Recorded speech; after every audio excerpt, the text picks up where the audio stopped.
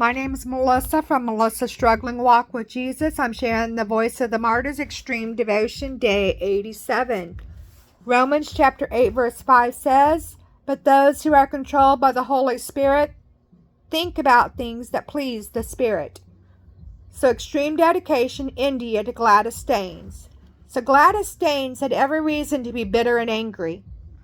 No one would have blamed her for leaving India. But when fanatical Hindus in the Indian town of Manahorpur murdered her husband and 2 sons, Gladys and her 13-year-old daughter Esther decided to stay. She would continue her work with the lepers in the area. Her husband Graham and their 2 young sons, Philip and Timothy, were killed while they were sleeping in their jeep outside of a church. They were there to minister to the congregation.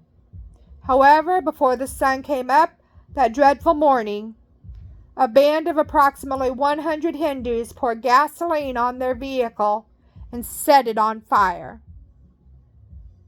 The Hindus, armed with bows and arrows, then surrounded the vehicle, preventing their escape. Gladys said that Graham had never set out to evangelize among the Hindus.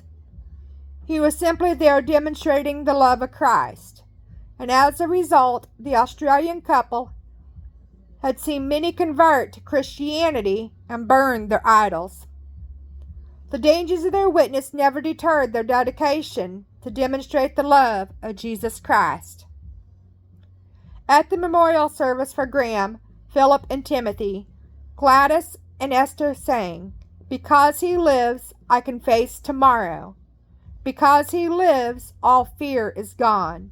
Because I know he holds the future, and life is worth the living just because he lives." So this is "Because He Lives" by William J. and Gloria Gaither. So extreme dedication is never daunted by danger. It isn't weakened by worries. It isn't even concerned about consequences. Dedication only knows one thing: the task at hand. For many people, losing their family to hostile foreigners would be a rational excuse for abandoning their mission. Not so for these driven but extreme dedications. Although they may be devastated by their trial, their determination to move forward is undeterred. God alone can give you the spiritual strength necessary to resume our mission in spite of misery.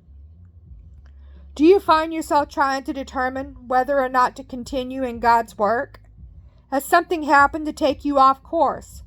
Ask God for the daily dedication to stick to the task.